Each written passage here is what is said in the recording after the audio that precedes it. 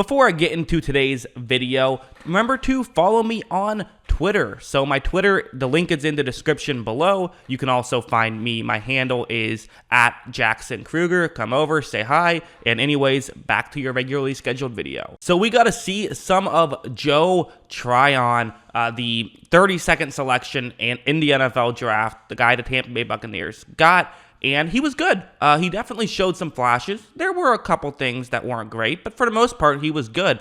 And I thought that there's some promise here for sure. So exciting to see. And I do think that someone like Tryon, he's in such a good situation, right? Playing for the Tampa Bay Buccaneers, he doesn't have to be a starter right away. In fact, we'd be shocked if he was a starter because they have Jason Pierre-Paul and Shaq Barrett. He will be, he'll get some playing time. He'll be a rotational player, which is a great position to start off on, and he should be pretty good at it. So let's get into the film and let's talk about what he did that showed some promise in week one. So we'll start off with a play like this. So it's going to be a one-on-one matchup with Cincinnati's right guard right here, and this is going to be one of these negative plays. I thought there were a couple of run defense plays that just weren't the best. He kind of got pushed around a little bit, which was a bit shocking to see, given that that's not, what we saw at all in college. He was the guy who was shoving other people around. But again, when you get to the NFL, going up against bigger guys, it does happen.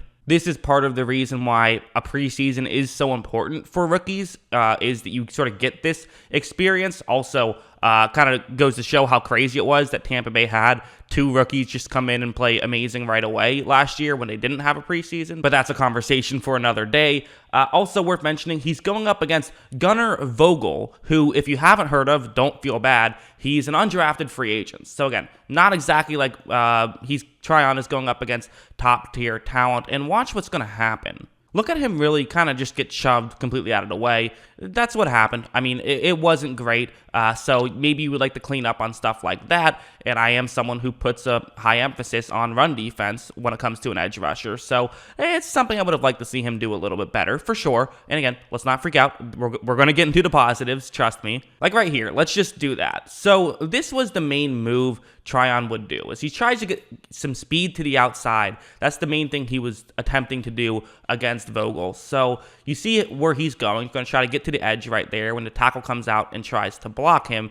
A lot of times the way you can get blocked is if the tackle, in this case a right tackle, if he gets his right arm out and kind of gets it on your left shoulder pad, if you're Tryon, then it's just difficult to get over. So there's several ways you can get around that. You can use your hands to try and knock away Vogel's right hand, or you can just do what you're going to see Tryon do on this play. Like, look, so he does try that move. He, no pun intended, tries that move, and it's going pretty well. I mean, he gets to the outside, so all that Vogel can do at this point is what he is attempting to do.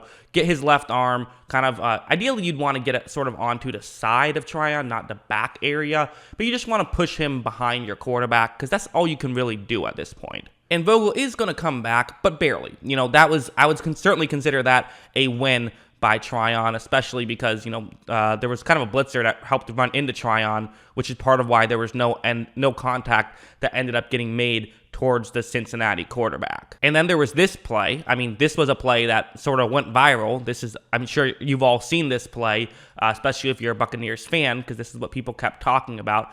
This would be the sack. And it's supposed to be a play action, so you have the play action, and the idea is that Tryon isn't sure whether it's going to be a rushing play or a passing play. However, watch that quick burst to get to the outside. It maybe could have been played better by Vogel, but he does get the sack. He also gets a penalty, and I saw some people saying, well, how is that a penalty? That shouldn't have been a penalty. To me, this is like a clearly obvious penalty. There's no doubt about it. I mean, it's a helmet-to-helmet contact. He led with his helmet. He also landed with his body weight on the quarterback. So to me, that looks like a penalty. I think that's the right call. But regardless, I think that it probably should have been called. Still a very good play, though, by him to get the sack. You hope that, don't lead with the head. Don't put your body weight on him. That makes sense to me. And there's also something like this. So I think a counter argument to some of that good stuff is people will say, well, if he's always trying to win with a speed rush, couldn't that be a problem in the running game if he's always, losing containment Isn't that going to be an issue? And it might be. Like, that's a fair thing to bring up, that could potentially be an issue. I would argue that for someone like Tryon, I don't think they're going to use him too much right now as a run defender. It seems like he's been drafted to rush the passer on like third downs. It was a luxury pick because they do have a complete roster right now, so that's part of it.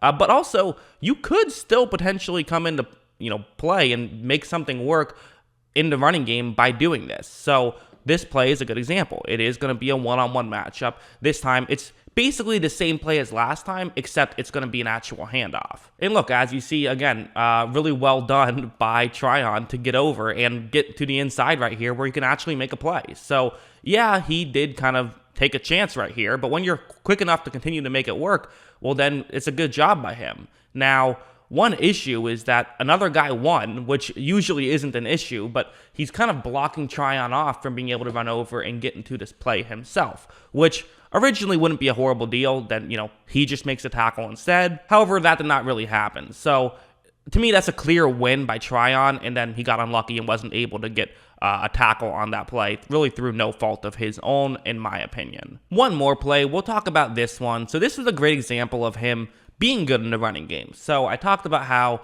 I think he'll largely be a pass rusher, but again, one of the things that he can do very well, I think, is just be explosive, just blow stuff up. Be a disruptor, which I guess being explosive and being a disruptor aren't necessarily the same things, but really, I mean be a disruptor. Be someone who can kind of knock guys over. So what's going to happen on this play is you have a wide receiver who's going to be blocking Tryon, which sounds like an insane mismatch, but the reason why it's actually not as big of a mismatch as you might think is because look at the angle. Tryon is not going to be expecting this, and so if he gets blocked out of the way, now what you can do is you can have your right tackle and another Cincinnati player who's currently lined up right next to him both pull over, and then you run to that side. That's the way this play works. But watch what Tryon is going to do. He just runs straight into both of them, which completely disrupts this play. And now, look at how that play got completely blown out because the two guys who were supposed to be over there to block were not able to get over there. Only one was able to actually throw a block because Tryon just blew it up, and that ends up being a tackle for a loss, really just because of Tryon's good work there. Even though he didn't actually get credit for a tackle or anything, he made that play. So yeah, to me, that's exciting if you're a Tampa Bay fan. That was a good play by Joe Tryon, and there were a lot of good plays by Joe Tryon, a couple bad ones, but for the most part, it was a really good performance, and, again, for a rookie, this was a great performance. So, the fact that they might have, the fact that this guy is their third best edge rusher is silly. This is a very talented edge rushing group, and he is someone who will be, outside linebacker in a 3-4 and can probably do it pretty well. He even dropped back into coverage a couple times. So, I like what I've seen from him. I'm, hoping that this continues and he can have a good season with Tampa Bay. That's what I think. What do you guys think? Let me know in the comments below. Always love hearing from you. And of course, as always, thanks for watching.